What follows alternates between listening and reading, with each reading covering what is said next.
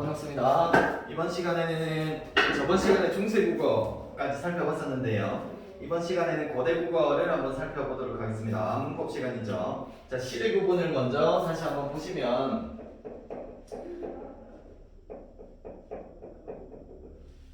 자, 우리 국어에서 어떻게 변해왔는지는 고대국어, 중세국어, 근대국어 시기 그리고 지금 쓰고 있는 현대국어 시기 이렇게 시대를 구분해 볼 수가 있다 그랬죠.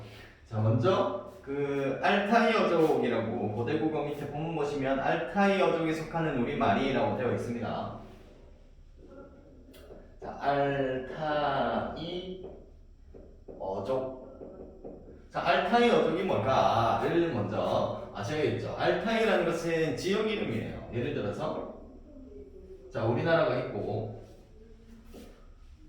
중국이 있어요. 여기 일본, 독도 이렇게 있는데, 자, 알타이라는 곳은 이제 몽골 어딘가의 도시 이름이에요. 그런데 어족은 우리 가족처럼 말도 뿌리가 있다라는 거예요. 우리 말을 거슬러 올라가 보니까 알타이라는 곳에서 파생이 되어서 나오지 않았을까라고 이렇게 추측을 하는 겁니다. 그래서 알타이어족이라고 하는데, 어족은 일단 말의 무리들이니까 다른 아이들도 살펴볼 수가 있겠죠. 거기에 이제 왼쪽에 나와 있는 날개 부분을 보시면 국어가 어떤 계통에 속하는지 분명하지는 않지만 몽골 어군, 만주 퉁구스 어군, 튀르크 어군 등과 함께 알타이 어족에 속할 가능성이 크다는 설이 유력하다라고 되어 있죠. 그래서 우리말도 이 알타이 어족의 한 갈래이지 않을까라고 추측을 하는 겁니다. 자, 그런데 우리말의 이 알타이 어족이 어떻게 분화가 되어 왔냐면, 첫 번째는 북방계, 그 다음 남방계로 나눌 수가 있어요. 지도를 지었는 이렇게 북, 남 이렇게 나눠볼 수가 있다는 거죠. 이때 북방계 같은 경우에는 그 당시에 부여가 있었기 때문에 부여어로 볼 수가 있고, 그 다음 밑에는 한어 이렇게 나눠볼 수가 있습니다. 그런데 나중에 이제 부여가 망하고 뭐가 생겨나요? 고구려가 들어서게 되죠. 고구려가 들어서게 되는데, 남방에는 삼국시대에 생각해보시면 고구려 말고 또 어떤 나라가 있었습니까? 네, 신라가 있었고, 그 다음 백제가 있었단 말이죠. 그래서 원시 부여어, 원시 한어 상태에서 이제 고구려어, 신라어, 백제어 이렇게 나눠지게 되는 거고, 여기에서 이 삼국을 통일하는 나라가 이제 통일신라가 되는 거죠. 신라가 삼국을 통일하게 됩니다. 자, 그래서 여기까지를 무슨 국어 시기라고 하는 거예요? 여기까지를 원시 시대부터 해서 통일신라 시대까지를 고대, 빨간색으로 쓸까요? 고대 국어 시기다라고 하는 겁니다. 잠시만요.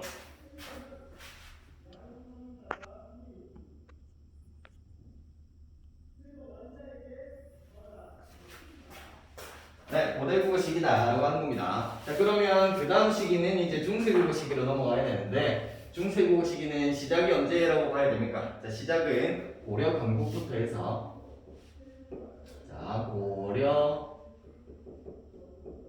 고려 건국부터 해서 언제까지? 임진왜란이 발발했을 때, 임진왜란 때까지다라고 보시면 돼요. 고려는 918년에 건국이 되었고, 임진왜란은 뭐 이러고 있을 때가 아니야. 그래서 1592 소름이 돋네요. 자, 1592 1592년입니다. 자, 그런데 우리가 중세국어 시기는 두 가지 시기로 다시 나눠볼 수가 있다고 그랬어요. 기준이 뭐였습니까? 전기와 후기로 나눌 때 이 기준은 뭐였죠? 바로 훈민, 정음, 창제 이전과 이후로 나눠볼 수가 있다. 훈민정음은 언제 창제가 되었다 그랬죠?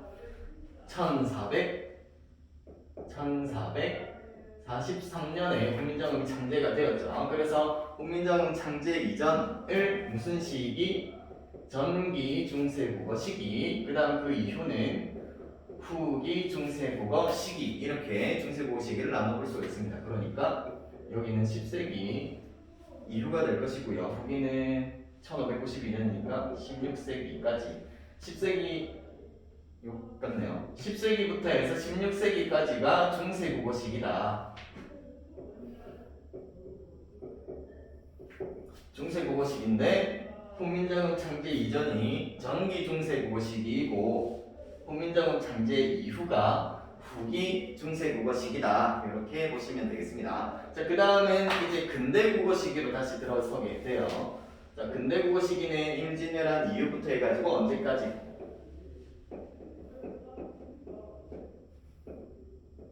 가보개혁 때까지 보시면 됩니다. 가보개혁은 1894년 19세기라고 보시면 되겠죠. 그래서 임진왜란이 16세기까지니까 17세기부터 해서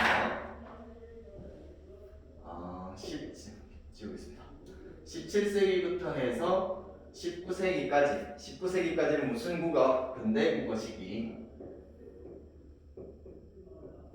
자, 근대 국어 시기다라고 이렇게 보시면 되겠죠. 자, 그러면 각각의 시기별로 간단하게 특징을 정리하고 나서 오늘은 고대 국어 시기에 구체적으로 어떤 특징들이 있었는지 더 자세히 한번 살펴보도록 하겠습니다.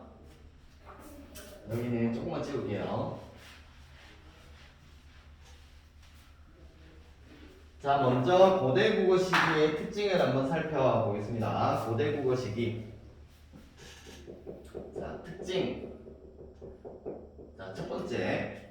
고대 국어 시기에는 어떤 특징이 있었냐? 일단 삼국시대가 있었는데요. 이 삼국시대에는 아까도 보셨던 것처럼 고구려어가 있었고 백제어가 있었고 신라어가 있었단 말입니다. 그러면 이 삼국 각각의 말이 완전히 의사소통이 불가능했느냐? 불가능하지는 않았다라는 거죠. 그래서 어느 정도 차이가 있었냐? 방언적 차이 정도가 있었을 것이다 라고 추측을 합니다. 방언이 뭐예요? 방언. 지역 사투리라고 생각을 하시면 되죠. 지금도 서울하고 경상도 혹은 뭐 제주 이렇게 각각의 방언에 따라서 말투라든가 쓰는 어휘들이 다르죠. 아마도 이 당시에도 그랬을 것이다 라고 이제 추측을 합니다. 고대 국어 시기. 그 다음 두 번째, 이 삼국을 누가 통일을 하게 되죠? 신라가 통일을 하게 됩니다. 그래서 신라가 통일한 이후 통일 신라 시대에는 어떤 특징이 있었을까? 삼국이 통일이 됐단 말입니다. 그러면 당연히 말도 통일이 돼야 되겠죠. 신라 같은 경우에는 수도가 어디였어요? 천정고도 경주 아닙니까? 그래서 경주 중심에 언어의 통일도 마찬가지로 일어나게 된다. 경주 중심의 언어 통일이 나타나게 됩니다. 그 다음 세 번째 특징으로는 통일 이전의 삼국 같은 경우에는 일단 훈민정음이 창제가 되었다는 것은 우리말은 있었지만 우리 글이 없었다는 것을 의미하는 거잖아요. 이 당시에도 우리말은 있었지만 역시 글자가 없었단 말입니다. 훈민정음이 창제되기 이전이니까. 그래서 이 당시에는 자신의 생각을 표현하기 위해서 글을 쓰기 위해서 무엇을 갖다 썼겠어요? 삼국 같은 경우에는 표기를 하기 위해서 중국의 한자를 받아들였습니다. 중국의 한자를 모두 수용을 했다. 그래서 이 한자를 표기했는데 그대로 중국 애들처럼 갖다 쓴 게 아니라 우리식에 맞춰서 맞게 바꿨었어요. 그걸 빌려 썼다라고 하는데 표기만 빌려 썼던 거죠. 그렇기 때문에 얘를 차용했다. 차용 표기 혹은 글자를 빌렸기 때문에 차자 표기라고 합니다. 빌렸다라는 뜻이에요. 그래서 삼국 모두 한자를 수용했는데 수용한 이유는 우리말은 있었지만 글이 없었기 때문이고 이 한자를 빌려서 표기를 했다. 이게 이제 고대 국어 시기의 특징이다라고 보시면 되겠습니다. 그 다음 중세 국어 시기는 전기와 후기로 나눠볼 수가 있다고 그랬잖아요. 그래서 전기의 특징을 살펴보면 전기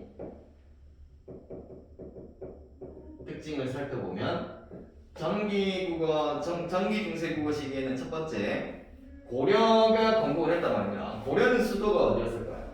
고려는 수도가 이제 개성으로 올라가게 됩니다. 밑에 통일신라 그 본문을 첫 번째 문단만 한번 읽어볼게요. 알타이어족에 속하는 우리말이 다른 언어들과 분리된 이후부터 통일신라 시대까지를 고대국어 시기라고 한다. 여기 통일신라 시대까지 밑줄 긋고요. 고대국어 시기는 네모 박스 하겠습니다. 여기까지를 고대국어 시기라고 하는구나. 자, 그런데 이 시기는 신라가 삼국 통일을 통해서 언어적 통일을 이룬 시기다. 경주 중심으로 해서 언어가 통일이 되었다라고 했었죠. 그래서 신라의 수도가 지금의 경주에 있었기 때문에 여기 밑줄 그어보고 있습니다. 신라의 수도가 지금의 경주에 있었기 때문에 여기 밑줄 그을게요. 밑에다가 적어보겠습니다.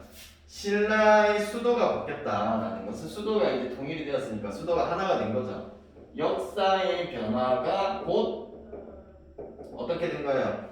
곧 언어의 변화로 나타나게 되었다. 그래서 신라의 수도가 지금의 경주에 있었기 때문에 여기 밑에다가 역사 변화가 곧 언어 변화를 일으켰다라고 보시면 되겠어요. 그 다음 오늘날의 동남방언을 기반으로 현대 우리말의 기초가 형성되었던 시기라 하겠다. 자, 동남방언이라고 되어 있죠. 동남방언은 동쪽 남쪽 얘기하는 겁니다. 지도로는 많이 그래요. 동남방언은 우리 이렇게 나눴을 때 여기가 동쪽이고 여기가 서쪽 아닙니까? 그리고 여기가 남쪽이고 여기가 북쪽이죠. 동남이니까 아마도 이 부분을 얘기한다라고 보시면 되겠죠. 경주가 뭐 여기 어딘가 있으니까요. 그래서 동남방언이 곧 표준어였다 이렇게 생각하시면 되겠습니다. 지금 쌤이 쓰는 이제 경상도 사투리가 그 당시에는 표준어였다라는 얘기입니다. 그러니까 저는 교양 있는 사람들이 주로 쓰는 고대 서울말을 쓰고 있는 사람이다 이렇게 보시면 되겠죠.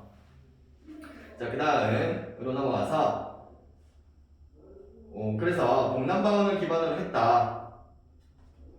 왜 이 얘기를 잠시 했었냐면 전기 중세 국어 시기에는 중앙어, 그러니까 지금으로 따지면 표준어가 이동을 하게 되는 거죠. 경주에서 어디로? 당시에 고려의 수도였던 개성으로 올라가게 된단 말입니다. 그래서 중앙어의 이동이 나타나는데 어디에서? 경주, 신라의 수도였던 경주에서 개성으로 올라가게 됩니다.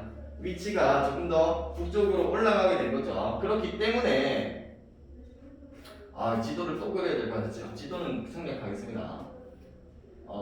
아니요, 생략하지 않겠습니다. 작게 그릴게요. 죄송합니다. 지도를 미리 그려놨었어야 되는데.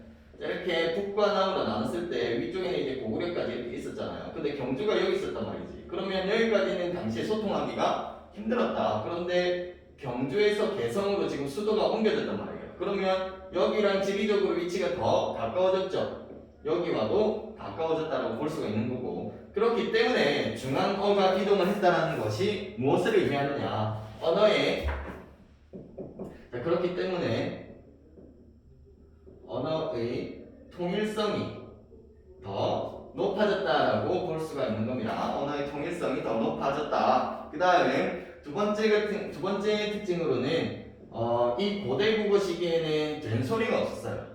중국 왜 없었냐라고 보냐면 중국말에는 된소리가 있는데 우리가 중국 한자를 빌려 썼다고 그랬잖아요. 차자 표기를 했는데 이 당시에 이제 남아있는 어떤 사료들을 분석을 해보면 그게 한자어 된소리가 있는데 그 한자어를 빌려 썼음에도 불구하고 우리말을 된소리로 표기한 경우가 없었어요. 그렇기 때문에 고대 국어 시기에는 아마도 된소리는 없었을 것이다. 아직 된소리가 발생하기 전일 것이다 라고 추측을 하는 겁니다. 그런데 중세 국어 시기에는 이제 무엇이 발생을 했느냐? 된소리가 드디어 등장을 하게 되는 거죠. 그 다음에 세 번째, 이때부터는 이 차자 표기를 한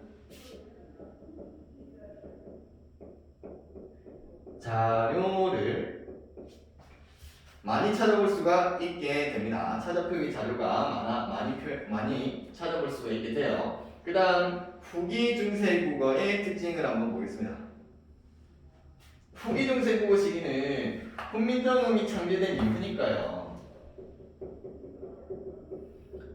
당연히 얘가 차저표기 자료가 많았었다면 후기중세 국어 시기에는 어떤 표기가 많아졌을까? 우리 글로 기록한 우리 글 기록 자료가 당연히 많아졌겠죠. 우리 글의 기록 자료가 많아졌고 그 다음에 당연히 의문이라거나 문법적인 차이가 발생을 하기 시작했죠. 예를 들면 지금 쓰지 않는 자음들이 그 당시에 있었고 모음도 있었고 이런 차이들이 발생을 합니다. 그리고 모음 조합이 굉장히 잘 지켜졌었고 국외음화는 아직 발생하기 전이었다. 뭐 이런 차이점들이 발생하기 시작하고요. 그 다음에는 세 번째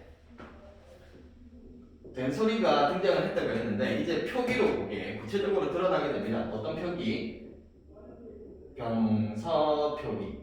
병서와 연서는 저번 시간에 했었죠. 연서는 세로로, 병서는 가로로 나란히 쓰는 거였는데요. 지금 된소리 같은 것들, 쌍기역, 쌍디귿 뭐 이런 것들 병서 표기가 이때부터 나타나기 시작했다라는 겁니다. 그렇기 때문에 된소리가 확실하게 이제 있구나라는 것을 알게 된 거죠. 자, 그래서 여기까지가 후기중세 국어의 특징이었고 마지막 근대 국어의 특징을 보시면 이제 근대 국어 시기에는 개항을 하게 되죠. 이제 여러 나라에서 여러 가지 문물이 이제 들어온단 말입니다. 그렇기 때문에 서양 문물의 영향으로 무엇이 많이 생기게 됐을까? 외래어가 많이 들어오겠죠. 그래서 어휘 부분에 있어서 많은 변화가 있었고요. 그 다음 역시 두 번째도 마찬가지로 이때와 마찬가지로 의문 그리고 문법적인 차이가 점점 커지기 시작했었고 근대국어 시기는 이제 점점 현대국어와 많이 닮아가기 시작했다라는 것 정도 요 정도 이제 파악하시면 되겠습니다. 자, 그러면 오늘은 요 고대 국어 시기를 조금 더 자세하게 한번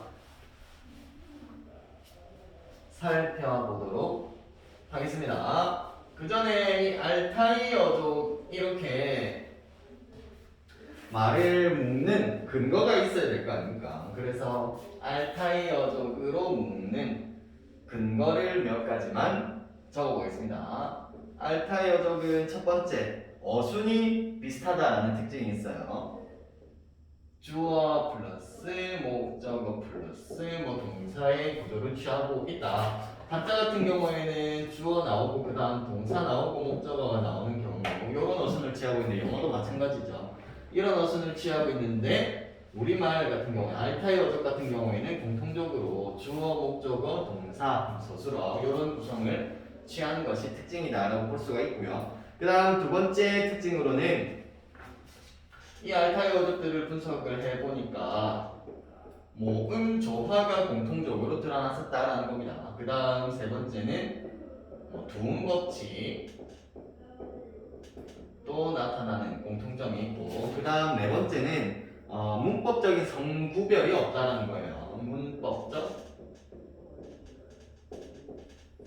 성구별이 없다. 즉 프랑스어라거나 독일어를 보시면 여성명사, 남성명사, 그리고 중성명사 이런 식으로 단어에서도 문법적으로 이제 성구별이 나타나는 경우가 있는데 많죠. 그런데 우리말에서는 그런 경우가 없죠. 그렇기 때문에 이 알타이어족의 특징으로 볼 수가 있는 거고 그 다음 다섯 번째는 교차어적인 특징을 갖는다라는 겁니다. 자, 교차어라는 것은 우리말은 조사랑 어미가 굉장히 많이 발달을 해 있죠. 이런 식으로 조사랑 어미를 사용해서 어떤 문법적인 관계를 나타내는 그런 성질을 이제 그런 말을 교차어라고 하는데 알타이어족은 공통적으로 이런 교차어의 성질을 많이 보여주고 있다라는 게 특징이 되겠습니다. 그렇기 때문에 이제 한 가족이다라고 말의 뿌리를 묶어볼 수가 있는 거죠.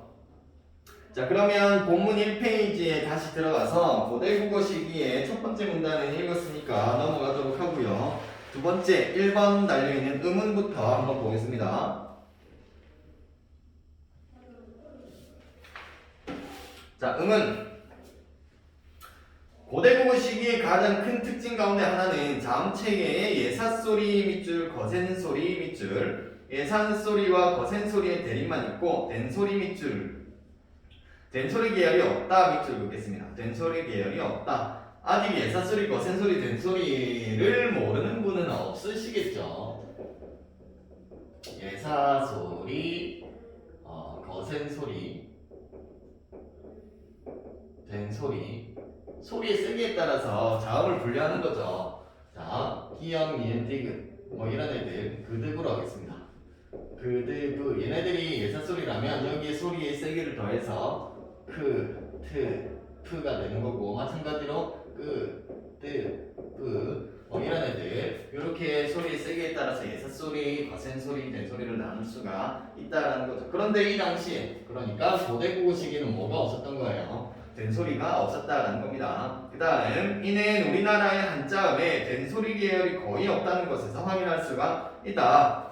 중국의 한자음에 된소리가 있음에도 우리나라의 한자음에 된소리가 드문 것으로 보아 이 된소리가 있음에도 불구하고 우리말로 표현할 때는 예사소리로 반영을 했다라는 거예요. 그래서 한자와 한자음을 중국으로부터 받아들였던 고대국어 시기에는 우리말에 된소리가 없었던 것으로 추정이 된다라는 겁니다. 자, 그 다음 두 번째 어휘 부분에서는 어떤 변화가 있었을까? 자, 한자의 유입과 더불어 우리나라에 들어오게 된 한자어들은 시간의 흐름에 따라 우리말 어휘 체계에서 차지하는 비중이 점차 커졌다. 우리말 어휘 체계 여기에 밑줄 그어볼까요? 자, 우리말 어휘 체계 밑줄 그으셨죠? 우리말 어휘 체계는 보통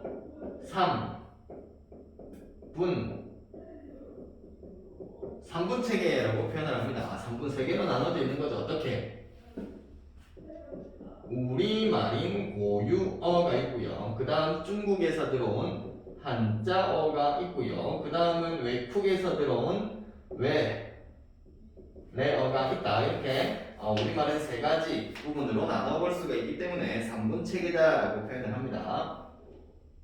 자, 그 다음 왕이라는 한자어 명칭이 정식으로 사용이 되고 순 우리말로 되어 있던 지명이 한자어 지명으로 바뀌는 등 한자어 어휘가 일상으로 들어와서 쓰임이 확대되는 일이 통일신라 시대에 이미 진행이 되고 있었다. 한자어가 막 들어왔던 거죠. 아까 고대국어 시기의 특징에 대해서 얘기했던 것처럼 삼국은 이미 중국의 한자를 표기 수단으로 받아들이고 있었습니다. 수용하고 있었죠. 그 다음 3번 표기법입니다. 한자 차용 표기법이라고 되어 있는데요. 여기에 밑줄 긋고요. 같은 말로 보통 뭐라고 표현을 하냐면 한자 뭐라고 되어 있죠? 한자 차용 표기법. 한자 차용 표기법은 같은 말로 자주 보게 되실 텐데요. 차자표기라고 합니다. 글자를 빌렸다. 글자를 빌려서 표기를 했다. 차자표기, 차용표기 같은 말이죠. 자, 본문 보겠습니다. 고대국어 시기에는 우리말을 표기할 수 있는 우리 글자가 없던 때여서 일부 전하는 자료도 우리말의 모습을 온전하고 정확하게 보여주지는 못한다. 그런데도 한자 차용표기법, 여기에 밑줄 그어볼게요. 한자 차용표기법 얘의 의미가 무엇이냐면 한자를 빌려서 표기를 했다라는 의미입니다. 한자를 빌려서 표기했다.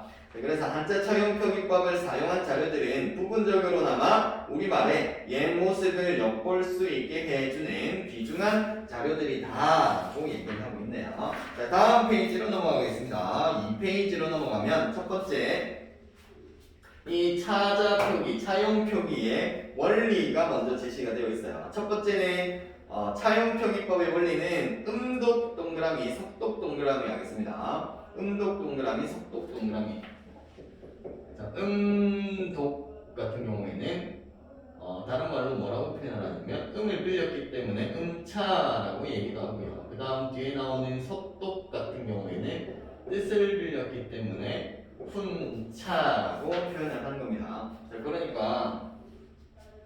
뒤에까지 보고 갈게요. 한자의 뜻을 버리고 소리만 이용하는 것이 음독. 여기 밑줄 그으셔야 되겠죠. 음독의 정의가 제시가 되어 있습니다. 한자의 뜻을 버리고 소리만 이용하는 것이 음독. 밑줄 그으시고 앞에 동그라미 1 하겠습니다. 한자의 뜻을 버리고 소리만 이용하는 것이 음독. 동그라미 1. 그 다음 반대로 한자의 소리를 버리고 뜻만 이용하는 것이 속독. 여기도 밑줄 그으셔야 되죠. 한자의 소리를 버리고 뜻만 이용하는 것이 속독. 밑줄 그으시고 동그라미 2 하겠습니다.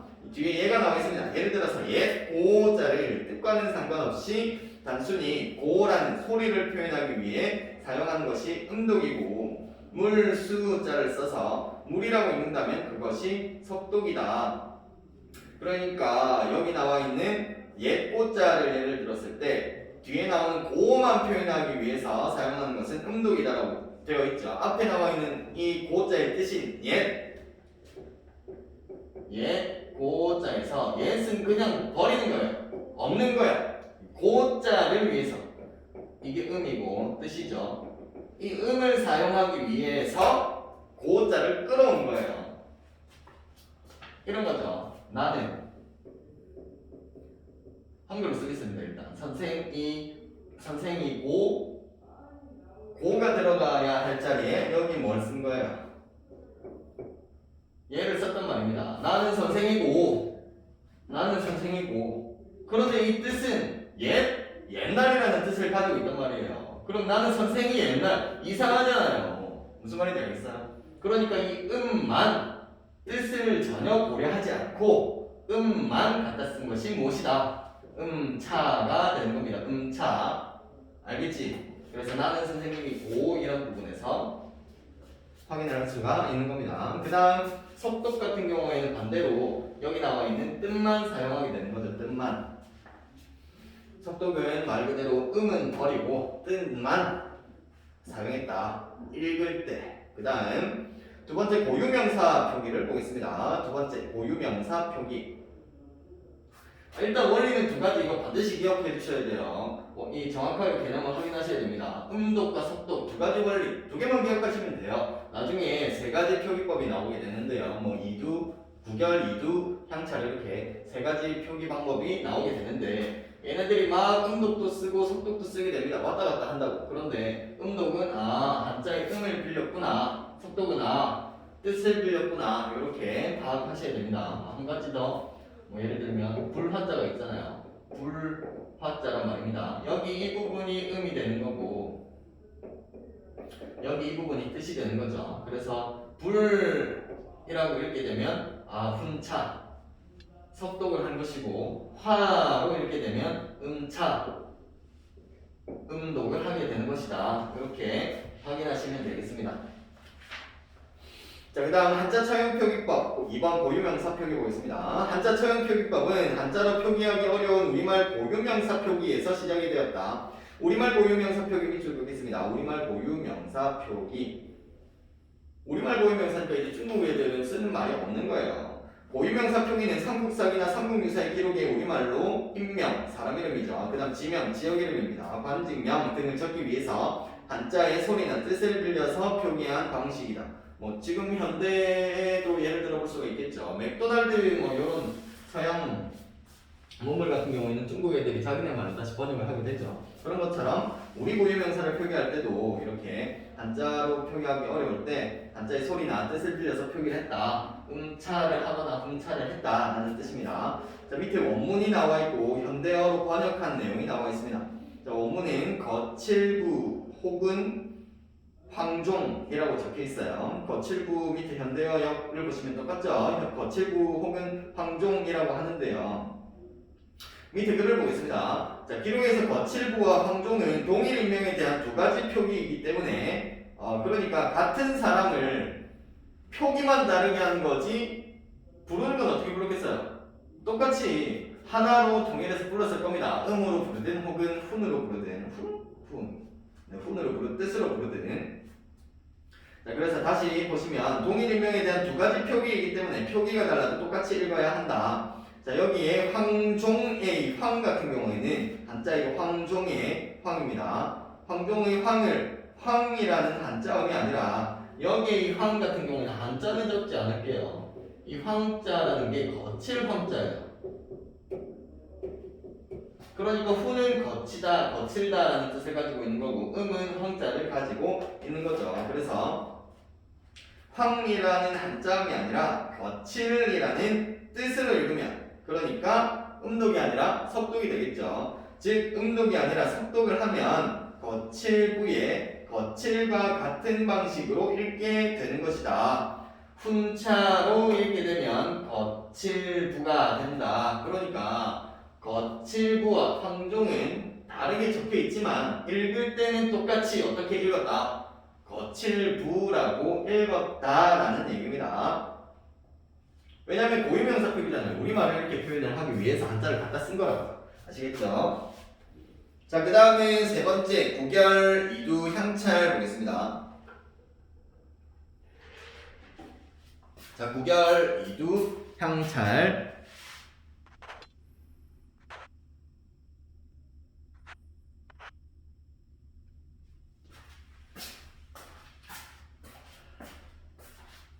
자, 밑에 본문 보시면 한자 차용 표기법은 고유명사 표기에서 시작되어 점차 구결, 이두, 향찰 등으로 발달하였다. 자, 구결에 동그라미 치시고요. 동그라미, 구결에 동그라미 치고 옆에다가 동그라미 1 하겠습니다. 구결.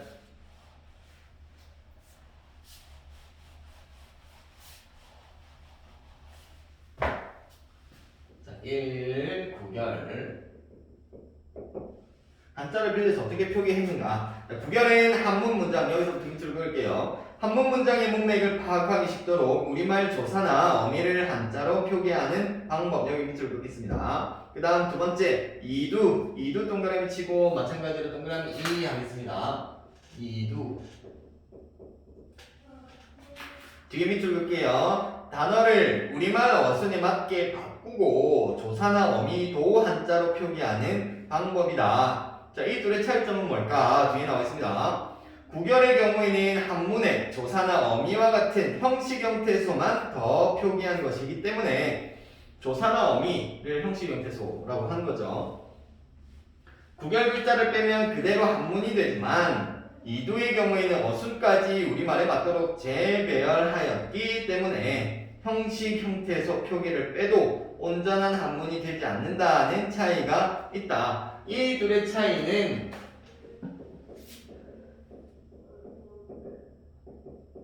어순이구나 말의 순서의 차이가 있는 겁니다. 자, 구결 같은 경우에는 한문 문장을 문맥을 파악하기 쉽게 우리말 조사나 어미를 활용했으니까 어순이 한문 어순이 되는 거예요. 한문 어순. 한문에다가 우리가 우리나라 사람들이 읽기 쉽게 거기다가 뭘 더한 거예요? 조사나 어미를 더해서 표기를 한 거고 이두 같은 경우에는 이와 달리 한자의 순서까지 우리말 어순으로 바꾸고 거기에다가 또 우리말 조사랑 어미를 한자로 표기를 한 거예요. 그러니까 이 둘의 차이는 말의 순서가 다르구나 하는 겁니다. 여기 알파이어족에 보시면 우리말 같은 경우에는 주어, 목적어, 동사 이런 구성을 취하고 있다면 중국어 같은 경우에는 어떻게 취하고 있다고 그랬어요?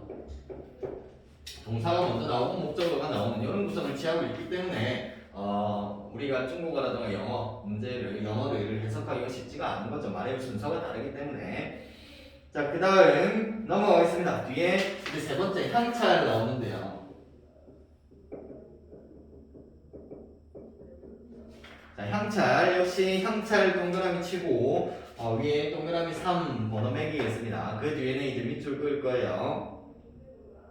신라의 향가를 표기하는데 사용된 표기법이다. 그렇구나. 그 다음 뒤에 어순을 우리말에 맞도록 배열하고 어순을 우리말 어순에 맞게 배열했네요. 이두와 공통점입니다. 조사나 어미와 같은 형식 형태소를 한자로 표기할 뿐 아니라 여기까지도 비슷하네요. 그런데 명사나 동사 등의 실질 형태소와 단어들까지 한자로 표기하였기 때문에 가장 발달한 형태의 한자 차용 표기법이라 할 수 있다. 여기 세 번째 줄까지 그냥 처음부터 해가지고 쭉 다 그어 놓으세요. 자, 그런데 한자 그 두 번째 줄 보시면 형식 형태소를 한자로 표기할 뿐 아니라 여기 뒤에 슬러시 넣어가지고 여기까지 보시면 이두랑 크게 다른 점이 없죠. 그런데 뒤에 명사나부터 해가지고 괄호를 묶겠습니다. 명사나 실질 형태소 단어들까지 한자로 표기하였기 때문에 가장 발달한 형태의 한자 초형 표기법이라 할 수 있다까지 괄호 닫고 여기까지가 바로 향찰이 가지는 특징이 되는 거죠. 그래서 향찰의 향찰의 의가 되겠습니다. 방금 괄호를 묶은 부분 명사나 동사 등의 실질 형태소와 단어들까지 한자로 표기하였기 때문에 가장 발달한 형태의 한자 차용 표기법이라 할 수 있다. 여기까지가 향찰의 의가 되겠습니다. 자, 그러나가 나왔어요. 방금 문제점이 또 발생을 하겠죠. 그러나 형식 형태소, 실질 형태소 단어 등 여러 가지를 한자 차용 표기법에 따라 표기하다 보니까 읽고 쓰기 방식이 복잡해지는 문제 밑줄 긋겠습니다. 읽고 쓰기의 방식이 복잡해지는 문제. 요게 이제 향찰의 문제점이 되겠죠. 읽고 쓰기 방식이 복잡해지는 문제. 막 분차도 했다가 음차도 했다가 왔다 갔다 하니까 쓰는 사람도 그렇고 읽는 사람도 그렇고 헷갈린 거예요. 자, 이런 복잡성으로 말미암아 가장 발달한 한자 차용 표기법이었음에도 불구하고 향가의 소멸과 함께 그 표기법인 향찰 역시 사라지게 된다. 향찰이 통일 신라 시대까지만 사용이 되고 사라졌다는 점에서 조선 시대에도 그 쓰임이 꾸준히 이어졌던 구결이나 이두와는 그 운명이 사뭇 달랐음을 알 수가 있다. 자, 향찰 같은 경우에는 이두와 마찬가지로 우리말 어순 그리고 조사나 어미까지 우리말로 표현을 했지만 실질 형태소 그리고 단어들까지 한자로 표기를 했기 때문에 굉장히 복잡해졌어. 쓰는 것도 복잡해졌고 읽는 것도 복잡해졌다. 그래서 금방 사라졌다라는 얘기입니다. 자, 그 다음 4페이지에 있는 학습활동을 한번 보도록 할게요, 여러분. 자, 여기에서는 자, 우리가 앞에서 원리, 분차와 훈차의 원리에 대해서 살펴봤고 그 다음 고유명사 표기, 그 다음 구결, 이두, 향찰 이렇게 큰 카테고리를 따지면 한 5개 정도 이렇게 살펴봤는데요. 여기에서는 이 각각의 범주별로 예문이 나와 있습니다. 예문을 분석하면서 이런 식으로 표기가 되는구나 라는 것 정도 한번 파악해 보도록 할게요. 자, 4페이지 1번 문제 보시면 다음은 삼국사기에 나오는 고유명사 표기를 보인 것이다. 여기 고유명사 표기에 밑줄 그을게요.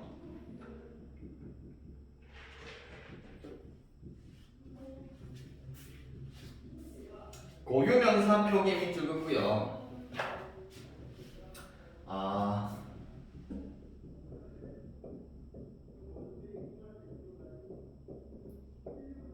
자, 우리 고유명사를 표기하기 위해서 한자의 무엇을 빌렸어요? 만 빌린 게 아니라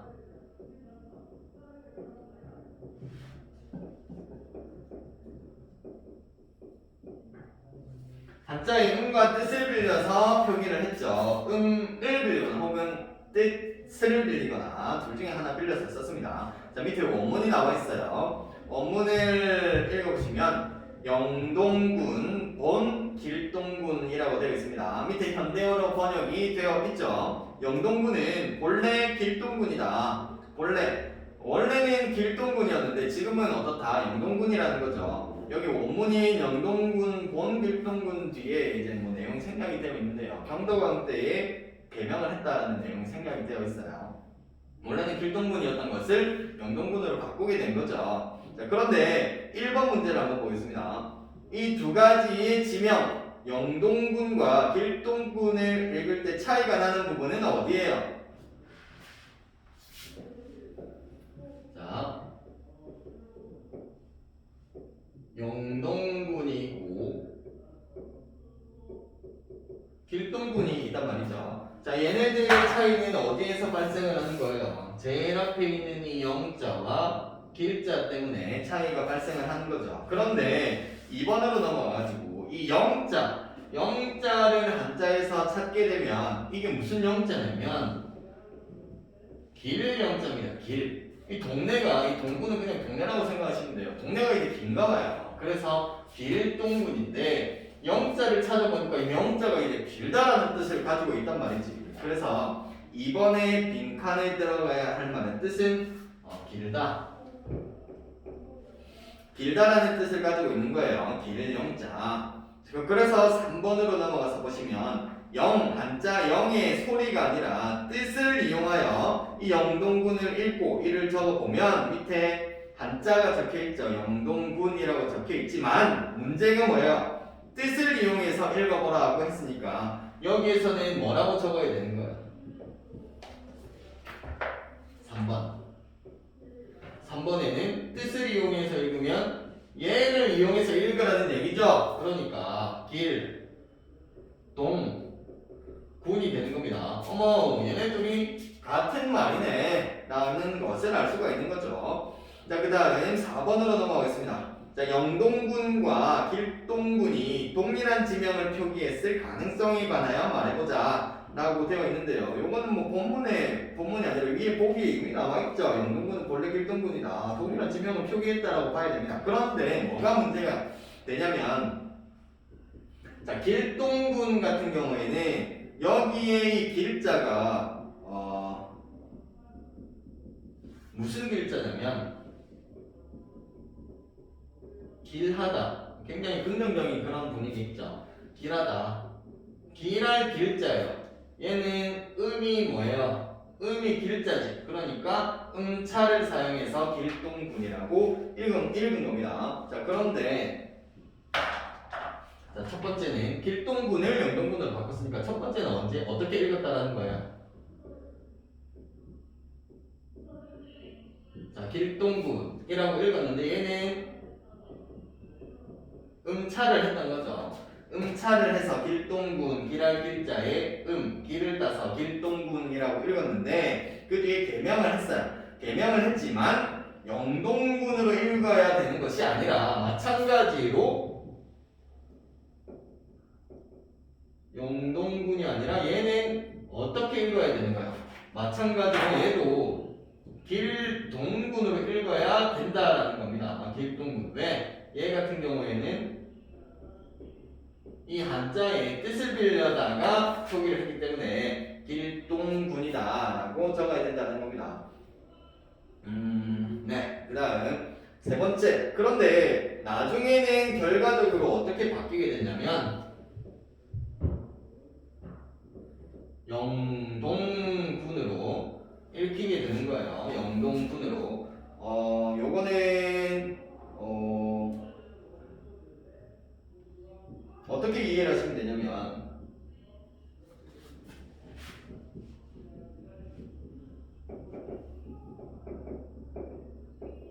불화자가 있어요. 뭐 친구한테 한자 화를 얘기해. 그러면 머릿속으로 불을 떠올리게 되겠죠. 불을 떠올린단 말입니다. 뜻을 떠올리게 된단 말이에요. 그래서 영동군이라고 표기는 하지만 사람들은 길이 아니라 맞죠? 영동군 같은 경우에는 영자가 길 영자니까 길을 떠올리게 됐어요. 그러니까 자연스럽게 그리고 뜻을 파악하는 것보다 자주 쓰는 음을 파악하는 게 사람들이 의사소통을 하는데도 좀 익숙했을 거예요. 그러니까 영동군이라고 이제 점점 시간이 흐르면서 표기가 바뀌게 된 거예요. 그렇지만 사람들은 길다라고 받아들였다. 이 정도 파악하시면 되겠습니다. 그 다음 2번 동몽선습의 표기를 바탕으로 밑에 있는 보기가 이제 동몽선습인데요. 왼쪽에 보시면 어린이 학습서라고 되어 있죠. 자, 표기를 바탕으로 구결 표기에 대하여 알아보자라고 되어 있습니다. 여기 구결 동그라미 하시고 다시 한 번 더 적어 볼게요. 구결 동그라미 하시고 이 내용을 다시 한번 적어 주십시오. 구결 동그라미하고 위에 빈칸이 많죠. 한문 문장, 그러니까 한문의 어순을 취하고 있고요. 그 다음 우리말 조사. 조사랑 어미는 우리말 조사, 우리말 어미를 얘기하는 거예요. 그래서 조사나 어미를 표기했는데 무엇으로? 우리 글 있었어요? 없었어요? 없었죠. 그렇기 때문에 무엇으로? 한자로 표기를 하였다라는 거 파악하시면 되겠습니다. 자, 그러면 밑에 한문이 있고 구결문이 있어요. 원래 한문 어순에다가 조사랑 어미만 달았으니까 여기 이걸 빼면 원래 한문이 된다라는 얘기입니다. 첫 번째, 한문 따로 읽진 않을게요. 이 한문과 구결문의 차이점을 파악해 보시면 어떤 단어를 한번 새로 생겨난 단어들을 한번 찾아보겠습니다. 구결문을 한번 읽어보겠습니다. 천지지간 만물지중애. 자, 여기에서는 어떤 단어가 뭐가 생겨났어요? 천지지간 만물지중까지는 똑같은데 갑자기 어떤 단어인 애가 생겨나게 되죠. 그 다음 두 번째, 유인이.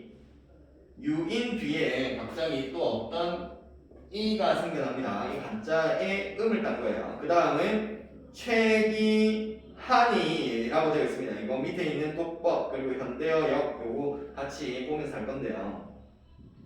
한이 같은 경우에는 최기 뒤에 한이가 결합이 되어 있죠. 그 다음에 소귀호인자는 이라고 되어 있죠. 이거 은자인데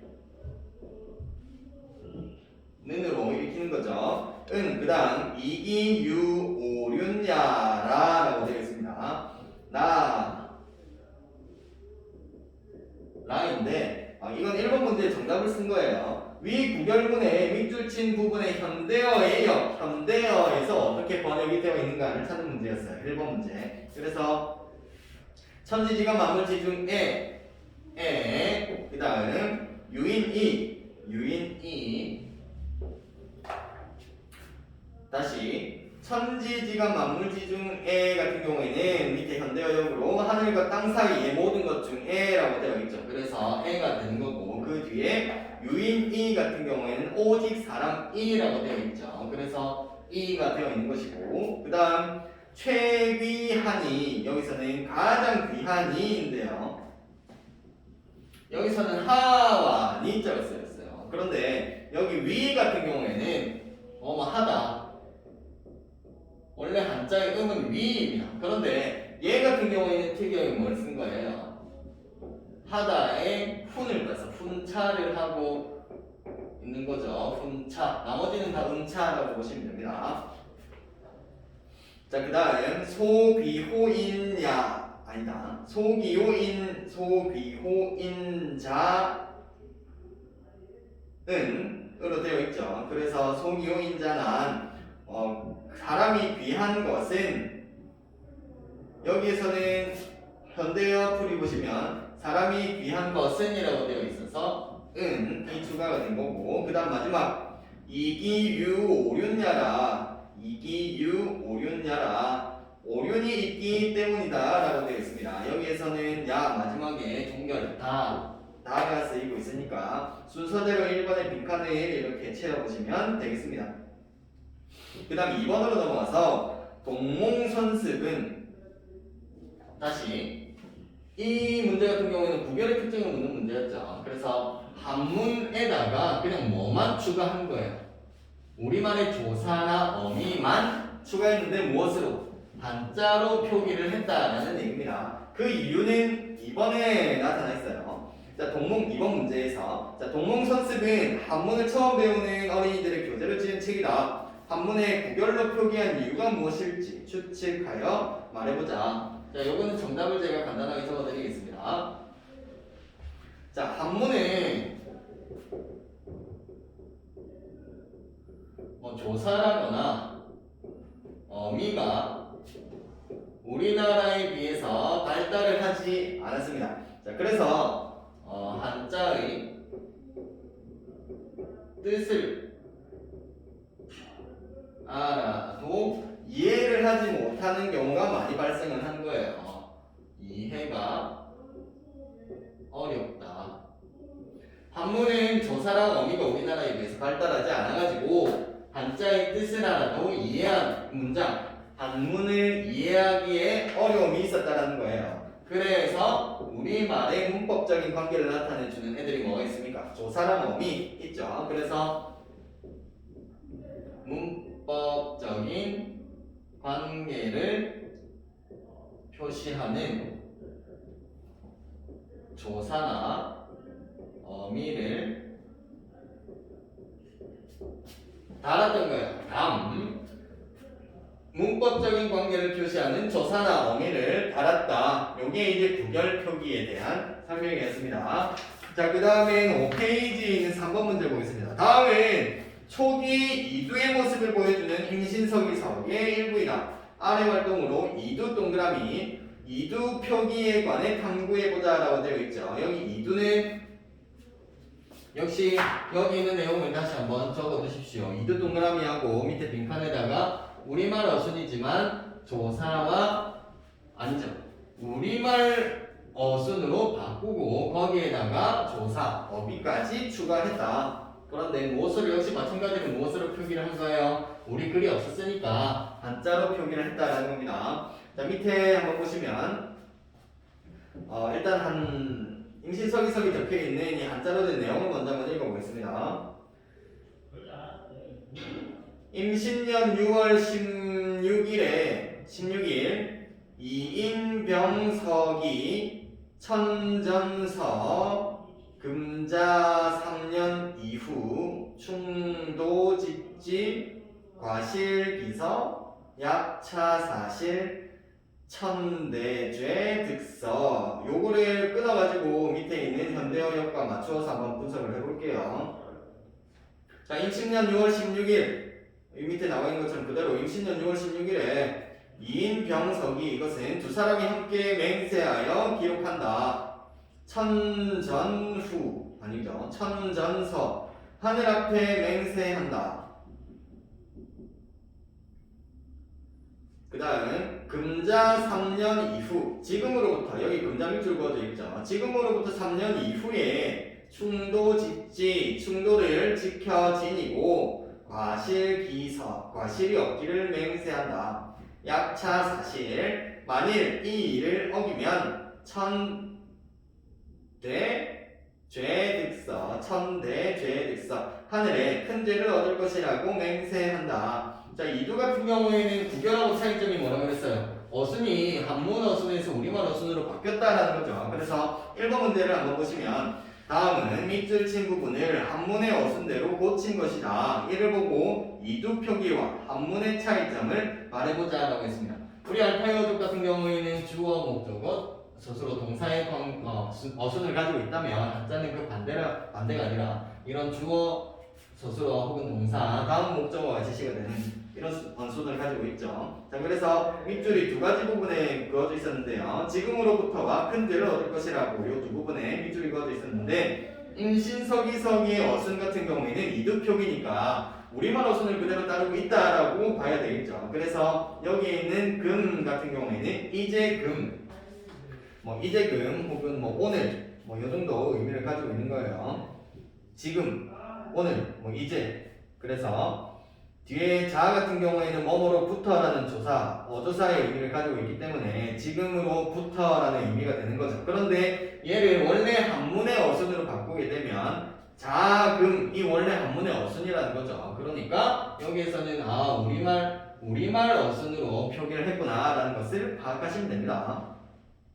그 다음 두 번째는 큰 죄를 얻을 것이라고 보시면 대죄득 뜻을 보면 큰 그리고 허물 그리고 얻는다 죄죠. 큰 죄를 얻을 것이라고 해서 어순에 초점을 맞추셔야 됩니다. 어순에 말의 순서를 보시면 우리말은 순서대로 그냥 쭉 제시가 되어 있죠. 그런데 한문의 어순을 보시면 득 대죄 얻을 것이다. 무엇을? 대죄를 큰 죄를. 그러니까 동사가 먼저 나오고 그 뒤에 목적어가 제시가 되고 있는 거죠. 그러니까 한문의 어순이 아니라 임신서기성에는 우리말 어순으로 표기한 이두의 표기법이 사용이 되고 있구나. 이 정도 파악하시면 되겠습니다. 자, 그 다음 2번 문제 보시면 이두의 표기 방식은 뒤에 한자의 음과 뜻을 활용하여 우리말 문장을 본격적으로 표기한 향찰로 이어지게 되었다는 점을 고려하여 임신서기성의 표기법이 가지는 의. 자, 임신서기성 밑줄 그으시고요. 이 임신서기성에서는 안돼.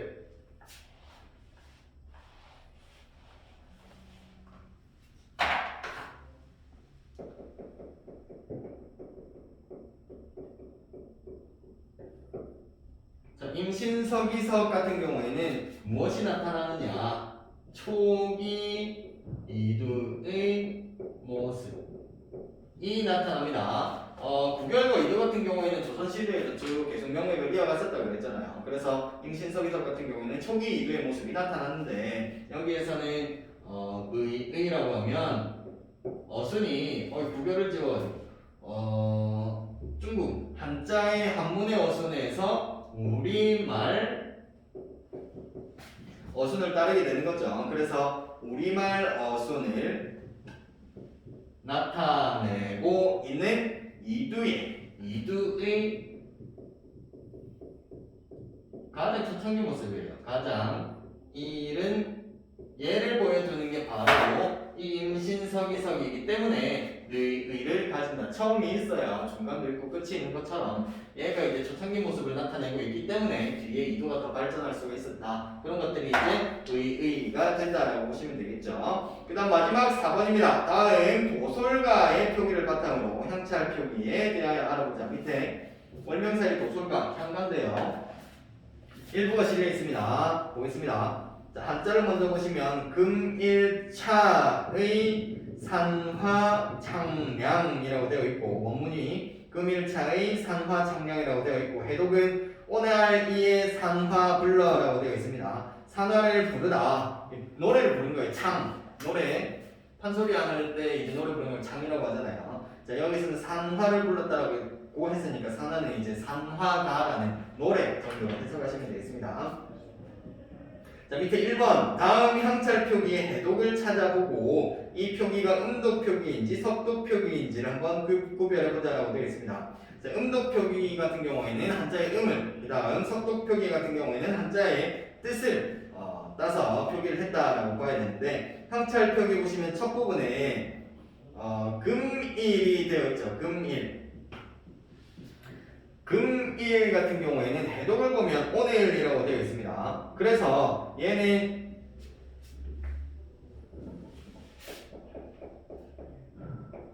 금일 같은 경우에는 이제 그리고 이제 금자 그 다음 날일자 그래서 지금 혹은 뭐 오늘 정도의 의미를 가지고 있는데요. 얘 같은 경우에는 무엇을 따서 표기를 했다라고 봐야 돼요?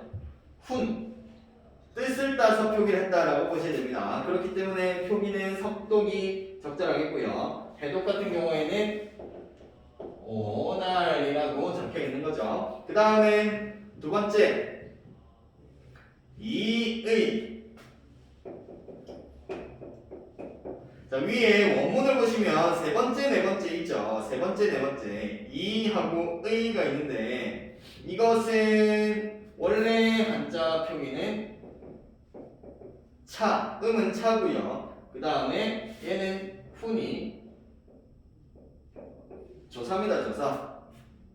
어조사의. 그렇기 때문에요. 이해라고 결합이 되어 있는 거고 얘 같은 경우에는 차가 음이라고 했죠. 원래 이 차자니까 얘가 음이 되는 거고 얘가 훈. 얘도 훈. 얘는 음이 되는 건데 자 차의 같은 경우에는 해독을 보면 이에라고 되어 있어요. 얘는 석독을 했다. 그런데 뒤에 보시면 어조사가 아니라 의가 에로 이제 발음이 된 거죠. 에로 표기가 되어 있기 때문에 얘는 음차를 했구나. 그러니까 석독 플러스 음독. 자 얘는 석독도 나타나고 음독도 나타난다. 두 가지 표기가 다 나타난다라고 보시면 되겠습니다.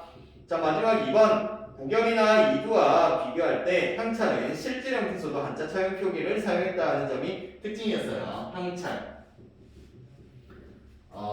이두가 우리말 어순에다가 조사나 어미까지만 표현을 했다면 향찰 같은 경우에는 얘가 형식 형태소잖아요.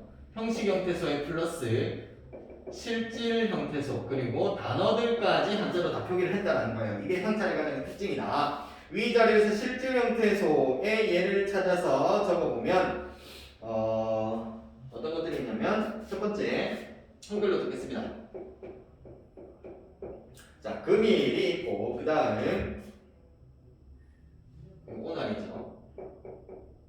그 다음 이해 할 때 이, 그 다음은 산, 화, 마지막 부르다 할 때 부르, 창까지 이렇게 하나, 둘, 산과 화, 산화. 그 여러분들 우리 진달래꽃 할 때 그 하룻다다가 새끼를 뿌리우리다 꽃을 진달래꽃을 뿌리는 의미가 있었잖아요. 그때 뭐 산화공덕이다. 부처님의 불교에서 부처님의 앞길에 꽃을 뿌려서 그 앞길을 기원하는 것, 좋은 일만 있기를 기원하는 것을 산화공덕이라고 했는데요. 그 산화입니다.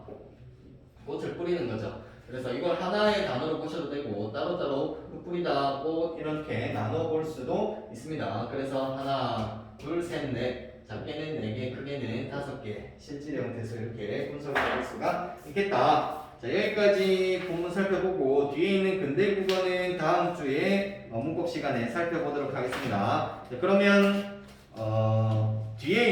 맨 뒤에 있는